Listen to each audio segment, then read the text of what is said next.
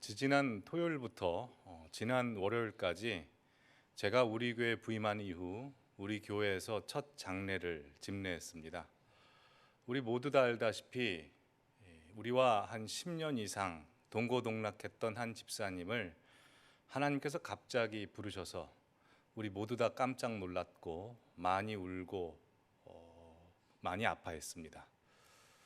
장례를 집례하는 저 역시 그 집사님과 거의 나이가 엇비슷하고 또한 여러 가지 공통점이 있어서 좀 남다르게 느껴졌습니다.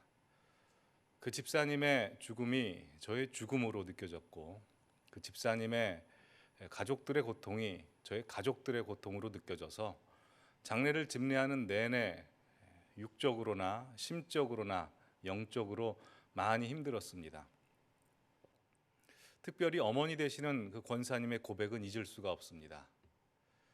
아들의 육신의 얼굴을 마지막으로 보고 나오는 그 입관을 마치고 입관 예배를 드리기 위해서 빈소로 오셔서 제 손을 꼭 붙잡고 이렇게 말씀하셨습니다. 목사님, 우리 아들이 웃고 있었어요. 마지막에 자신의 모든 생명과 자신의 모든 것을 다 주고 떠나서 훌륭한 일 했다고 사람들이 그렇게 칭찬하지만 저는 그런 거 다 싫어요. 어머니의 마음도 몰라주고 평안히 뉘어져 있는 아들을 보고 어머니가 너무 야속했던 겁니다. 근데 더 견딜 수 없었고 차마 눈으로 지켜볼 수 없었던 장면은 장례의 마지막 절차인 수목장 예배를 다 마치고 난 뒤에 아들의 유해가 묻혀져 있는 땅바닥에 어머니의 얼굴을 대고 어머니께서 이렇게 마지막으로 인사하는 겁니다. 아들아, 사랑한다. 46년 동안 너 때문에 내가 행복했다. 내 아들로 태어나줘서 고맙다. 엄마가 빨리 갈게. 곧 만나자 였습니다. 아마 이 자식을 잃은 어머니의 슬픔과 아픔은 이 세상에서 영원히 치유될 수 없을 것입니다. 제가 전에 사역했던 교회에서도 자녀를 앞서 보낸 수많은 성도님들을 많이 신방하고 찾아뵀습니다. 그분들이 가지는 공통점 하나가 있는데 그것은 웃음을 지을 때 환하게 지을 수 없다는 겁니다. 예의상 미소는 띠지만 나중에 보면 그 섭섭함, 그 쓸쓸함이 역력히 그 표정에서 드러납니다. 그분들에게 있어서는 세상의 기쁨과 행복은 없어서 그럴 것이기 때문입니다. 근데 장례를 집례하는 동안 제 머릿속에서 계속 되뇌었던 질문과 또한 생각이 있었는데 차마 입 밖에 낼 수 없었던 게 있었습니다. 그것은 제가 만약 고인이 되신 그 집사님이었다면 천국에서 하나님 앞에 이렇게 따지고 있을 것이기 때문입니다. 하나님 도대체 왜 일을 이런 식으로 하십니까? 왜 내 사랑하는 어머니, 내 아내, 내 자녀들은 어떻게 하라고 왜 이런 일을 겪게 하시는 겁니까? 정말 너무하십니다. 아마 제가 믿음이 많이 부족해서일 것이고 또한 하나님의 그 크신 섭리를 이해하는데 영적인 눈이 아직 덜 띄어져서 그럴 것입니다. 대부분 사람들은 이렇게 감당할 수 없고 이해할 수 없는 일을 만나면 하나님 앞에 불평과 원망을 하게 되고 하나님을 향하여 부르짖게 됩니다. 오늘 우리가 읽은 이 시편 88편에서도 그 절망 한가운데에서 하나님을 향하여 적나라하게 부르짖는 기도의 내용으로 되어 있습니다. 얼마나 절박하고 절망적이었는지 이 시편 안에는 인간의 밑바닥에 있는 모든 것들이 다 표출됩니다.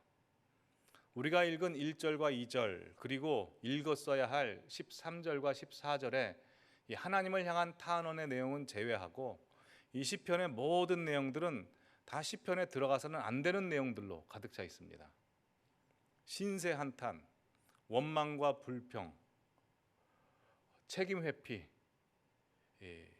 부당함에 의한 항의, 체념, 그리고 자폭 수준의 고백들이 난무합니다. 특별히 마지막 15절에서 끝절 18절까지의 내용을 보면 과간도 아닙니다. 한번 이 부분은 우리가 한 절 한 절 읽으면서 함께 나눠보도록 하죠. 먼저 15절입니다. 내가 어릴 적부터 고난을 당하여 죽게 되었사오며 주께서 두렵게 하실 때 당황하였나이다. 이 말씀은 하나님, 내 인생 한 번도 행복한 적 없습니다. 어렸을 때부터 불안했고 조마조마했으며 지금 커서도 여전히 불안하고 불행합니다 라는 고백입니다. 16절, 주의 진노가 내게 넘치고 주의 두려움이 나를 끊었나이다 입니다. 이 말씀은 하나님은 내게 언제나 부정적인 분이셨습니다. 언제 한번 저에게 좋은 날 주신 적 있습니까? 너무 고통스럽습니다 라는 고백이죠. 17절, 이런 일이 물같이 종일 나를 애우며 함께 나를 둘러싼 나이다 입니다. 물같이 애웠다는 말을 다들 아실 겁니다. 물이 빈 공간에 채워지면 남김없이 100% 채워지는 겁니다. 그러게 이 고백은 하나님은 1분 1초라도 저에게 고통스럽지 아니한 날이 없었습니다. 하나님 너무 힘들어 죽겠습니다 라는 부르짖음입니다. 그리고 마지막 18절인데 시편의 모든 마지막 절은 다 감사와 간구와 찬양으로 끝을 냅니다. 그러나 이 유독 시편 88편만은 이렇게 끝을 냅니다. 이 마지막 18절은 다 함께 읽어보시겠습니다.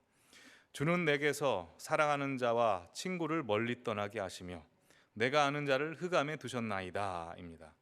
이 말은 하나님, 저 지금 혼자입니다. 지금 제 주변에 아무도 없고 저를 도와줄 사람 아무도 없습니다. 저 이제 끝입니다. 제 인생 끝장났습니다 입니다. 아멘이 나올 수가 없습니다.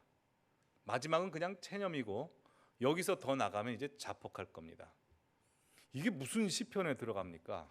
이게 무슨 찬송시라고 할 수 있겠습니까? 그러나 이 시편은 당당히 시편 안에 들어와 있고 우리가 기억하기 좋게도 88편입니다. 어떻게 이 시편이 시편 안에 들어올 수 있었을까요? 그것은 아마 우리가 이런 일을 종종 만나기 때문일 것입니다. 뿐만 아니라 우리의 사랑하는 가족, 친지, 교우, 믿음의 동지들, 친구들까지도 이런 절박하고 끔찍한 일들을 종종 만나기 때문입니다. 그러게 오늘은 이 말씀을 통해서 우리가 이렇게 끔찍하고 불안하고 두렵고 절망적인 일들이 우리에게 찾아온다면 그럼 우리가 어떻게 해야 되는지, 또한 우리의 이웃들이 이런 일을 당했을 때는 어떻게 해야 되는지 문제를 한번 나눠보도록 하겠습니다. 가장 먼저 이 시편 88편의 배경이 되는 이 고난과 고통이라고 하는 것은 내가 내 힘에 노력하여 또한 내가 열심히 기도하여 극복될 수 있는 상황이 아니라는 것을 전제로 하고 들어가야 됩니다.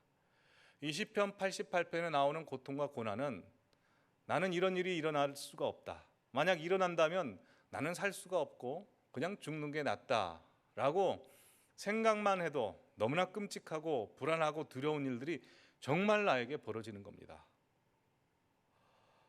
가족 중에 누가 큰 사고를 당했다든가 고칠 수 없는 병에 걸려서 죽을 때까지 그 고통을 감수하며 살아야 된다든가, 아니면 심각한 그 경제적 타격을 받아서 우리 가족뿐만 아니라 사랑하는 내 주변의 모든 이웃들에게도 큰 피해를 입혔다든가, 아니면 나의 의도치 않은 실수로 어떤 생명에 위해가 가거나 어떤 사람의 인생이 완전히 파괴가 됐다거나, 또한 기세등등하던 유명인들, 정치인이나 연예인들 같은 경우에 자신의 숨기고 싶은 과오가 만천하에 다 공개되어 큰 수치를 당했다거나, 이런 여러 가지 일들이 많습니다.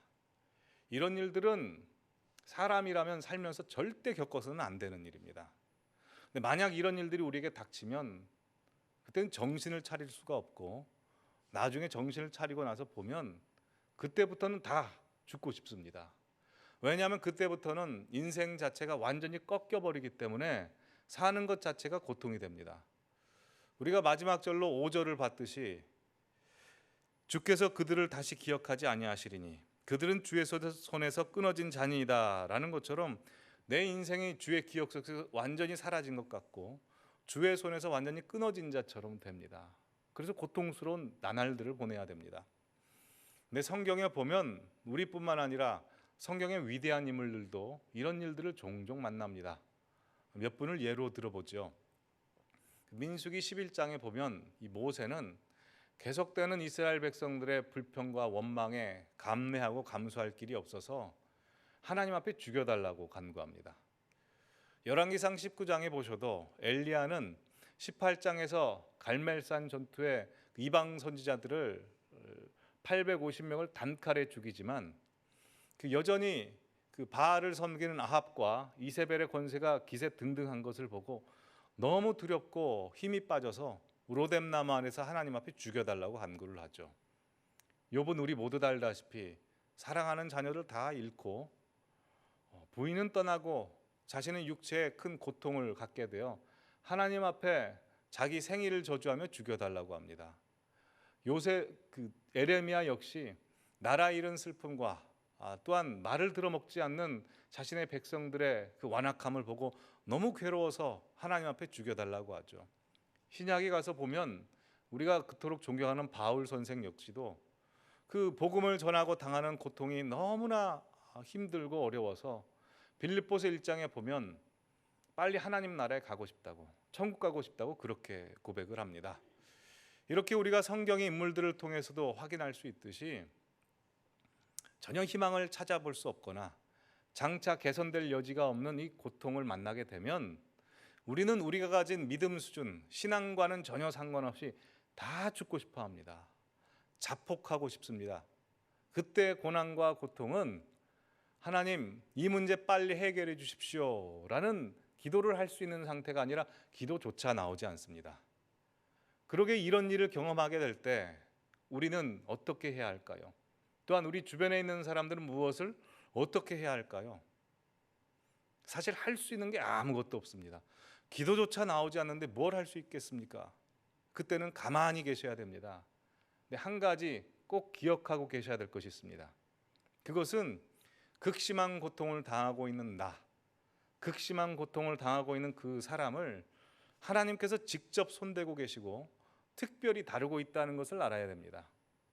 옛말에 10손가락 깨물어서 안 아픈 손가락 없다고 하죠. 맞는 말입니다. 하지만 특별히 아픈 손가락은 있을 수 있습니다. 손이 칼에 손이 베었거나 상처가 났거나 짓물러졌거나 감염이 되면 그 손가락은 다른 손가락들보다 특별히 아픕니다. 특별히 아픈 손가락은 소독약 발라주고 연고 발라주고 붕대로 감아서 특별히 보호해 주는 겁니다. 하나님도 마찬가지입니다. 하나님께서 사랑하시는 자를 특별히 다루실 때가 있습니다. 하나님께서 특별히 다루실 때는 어떤 사람의 위로나 조언이나 도움이 전혀 통하지 않습니다. 오히려 누가 도와주려고 하면 하나님이 그걸 막으십니다. 왜냐하면 하나님이 특별히 다루실 때는 하나님만 해결자가 되어주셔야 되기 때문에 그렇습니다. 욥이 그렇지 않습니까? 욥이 고난을 당할 때 그 세 친구는 나름대로 그 욥을 도와주기 위해서 멋진 말, 훌륭한 말, 좋은 말 다 해줍니다. 그러나 욥에게는 전혀 답이 되지 않습니다. 오히려 욥은 고난을 당하죠. 하나님 만날 때까지는 그 고통스러운 순간을 보내야 했습니다. 그러나 하나님 만나주시자 그의 모든 문제들이 다 해결받는 것입니다. 그러기에 죽고 싶은 나날들을 하나님이 도와줄 때까지 기다려야 됩니다. 그러기에 그 나날들을 보낼 때 우리가 기억하고 결심하셔야 되는 한 가지가 있습니다. 그것은 오늘만큼은 죽지 않기로 하는 겁니다. 매 순간이 계속 죽고 싶은 나날들이기 때문에 오늘만큼은 어떻게든 살기로 하는 겁니다. 그래 오늘은 살고 내일은 죽자 해서 한 날 한 날들을 살기로 해서 넘어가셔야 됩니다. 그래서 오늘 할 수 있는 것을 하셔야 됩니다. 등산을 한다거나 산책을 하신다거나 독서를 한다거나 찬송을 듣거나 책을 본다든가 하다못해 드라마를 봐서라도 하루를 그냥 넘기셔야 됩니다.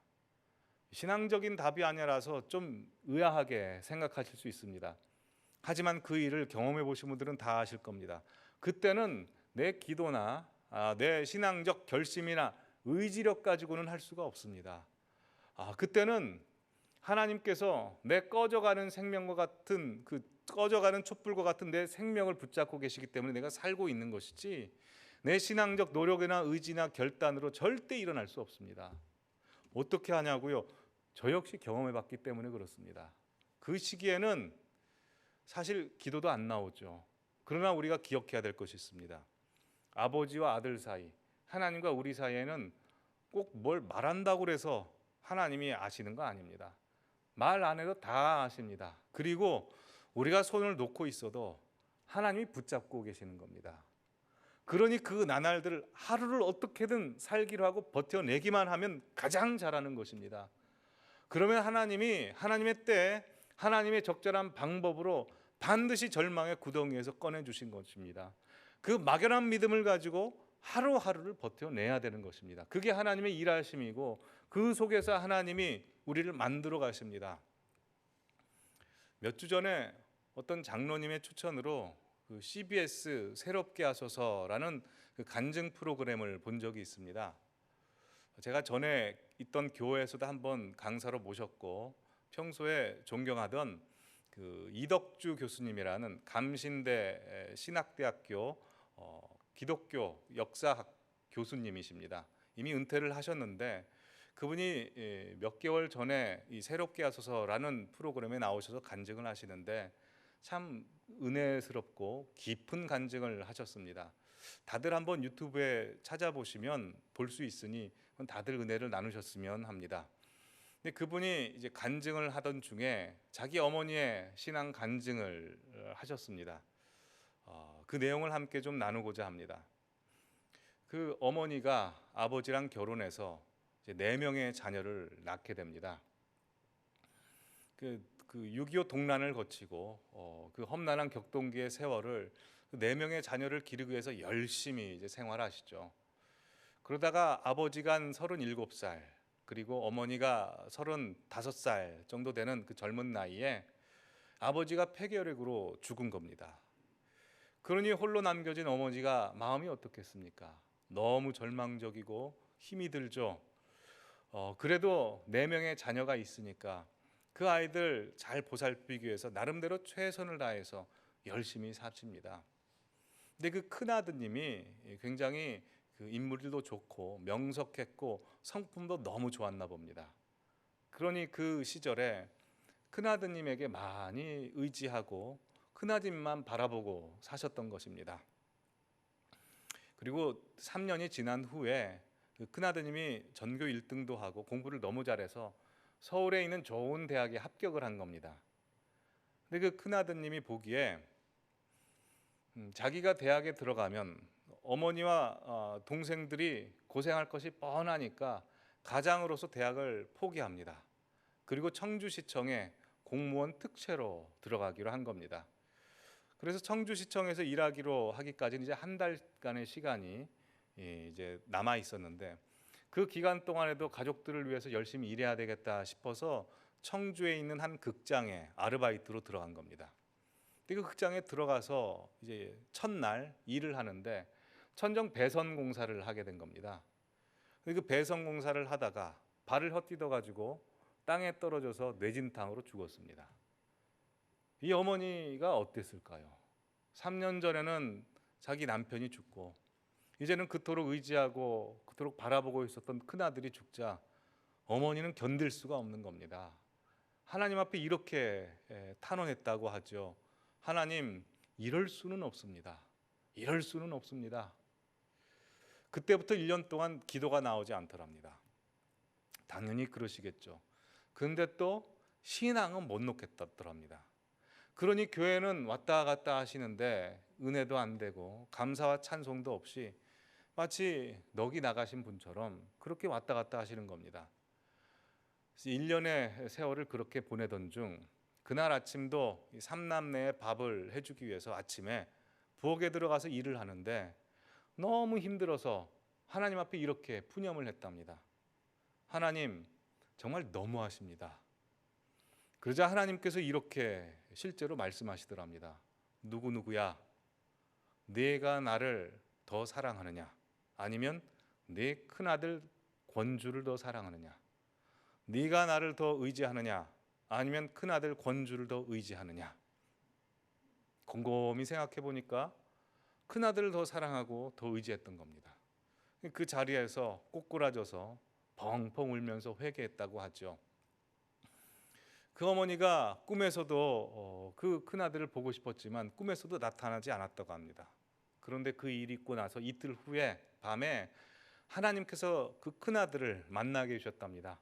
근데 큰아들이 나와서 하는 말이 어머니, 저 여기에서도 너무 바빠요. 이 한마디 하고 가더랍니다.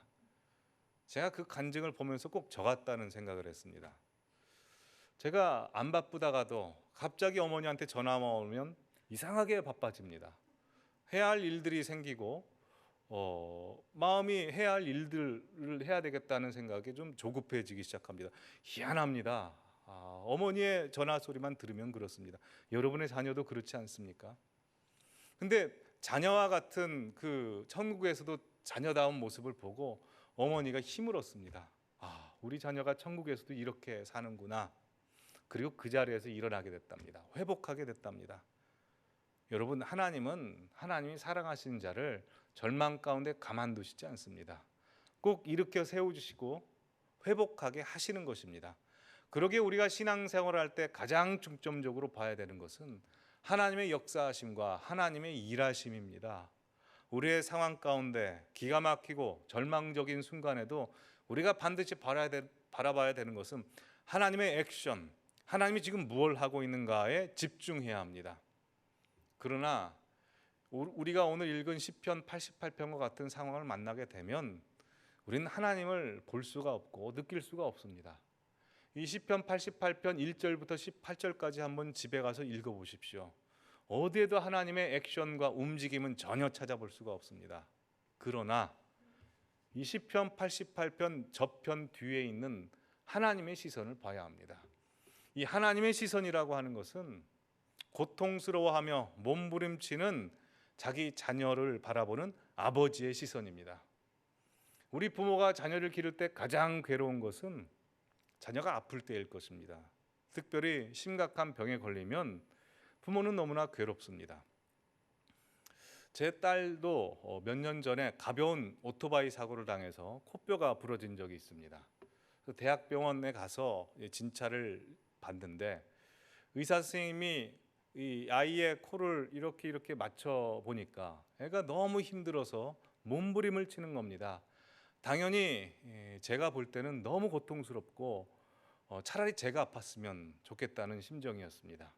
근데 그렇다고 진찰받고 수술받는 그 아이를 거기에서 꺼내올 수가 있습니까? 그럴 수가 없습니다. 고쳐야 되니까요. 그러니 고통스러워하는 딸을 보고 저 역시 고통스러워하면서 그걸 지켜보고 있어야 되는 겁니다. 이게 바로 시편 88편의 중요한 내용입니다.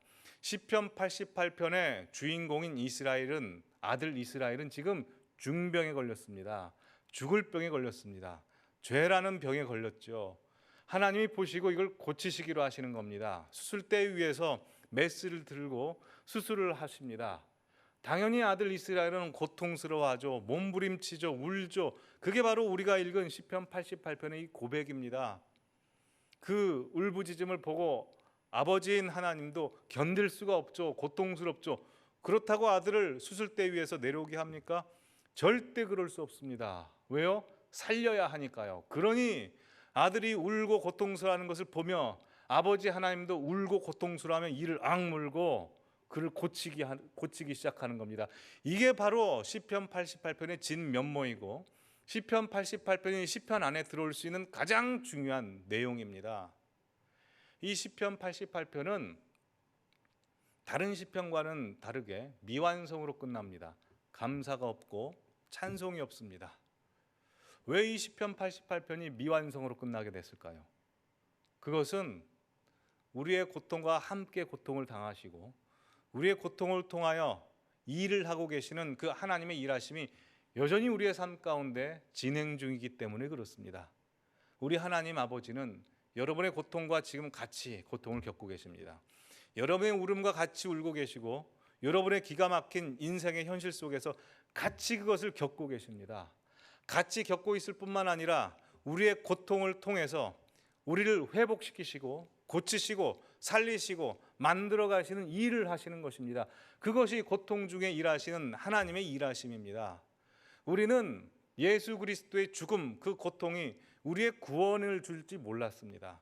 우리는 자신의 아들을 바쳐 아들의 죽음을 통하여 고통당하시는 하나님 아버지의 고통이 우리에게 생명을 가져다 주는지 몰랐습니다.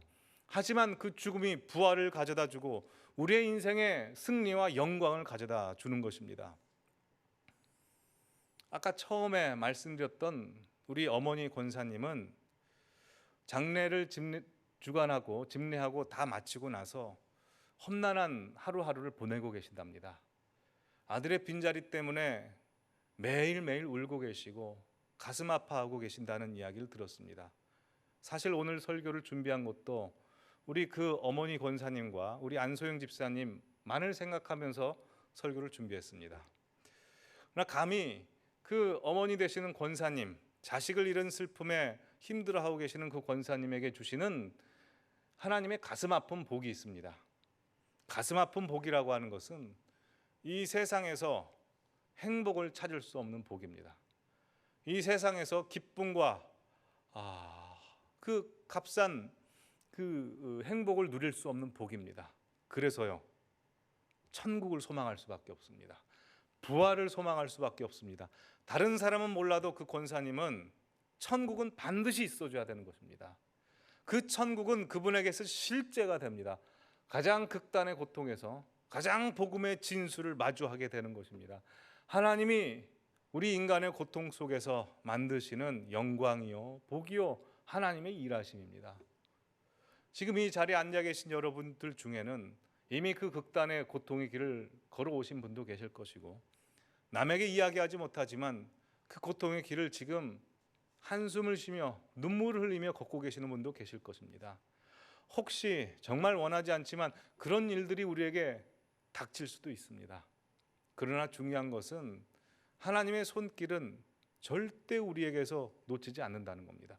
우리가 하나님을 배반하고 우리가 하나님의 손을 놔도 하나님은 절대로 우리를 붙잡고 계시고 있다는 것입니다. 그래서 하나님께서 우리를 통하여 일을 하십니다. 우리의 고통을 통해서도 일을 하시는 하나님이시라면 여러분의 일상을 통해서는 얼마나 멋지고 큰 일을 하시겠습니까? 그러니 여러분들의 주어진 삶을 통해서 할 수 있을 때 많이 하셔야 됩니다. 할 수 있을 때 기도 많이 하셔야 되고, 찬양할 수 있을 때 찬양 많이 하셔야 되고, 말씀 보고 은혜 받을 수 있을 때 말씀 보고 많이 은혜를 받으십시오. 하나님이 그 모든 것들을 다 기억하실 것입니다. 여러분의 인생 가운데 힘이 되기를 바랍니다. 하나님이 강하고 담대하게 하는 능력이 되기를 바랍니다. 그래서 세상 사람들이 볼 때 저 사람은 슬픔으로 완전히 녹아 없어져 버릴 줄 알았는데 녹아도 남는 것이 있구나. 저 사람은 고통으로 완전히 불태워 없어져 버릴 줄 알았는데 그래도 남는 것이 있구나. 그 남는 것이 무엇인지를 묻게 하십시오. 여러분의 삶은 지금 성령이 함께하고 계시고 복음의 씨앗이 우리 속에 들어와서 함께하고 있습니다. 우리의 육체는 다 쇠잔해지고 푸른 마르고 꽃은 시드는 것처럼 이 세상에서 다 끝나지만 하나님께서 우리에게 주신 복음의 씨앗과 말씀은 영원할 것입니다. 그러게 그 배짱을 가지고 인생을 당당하게 사시는 여러분들 되시기를 간절히 바랍니다. 기도하시겠습니다.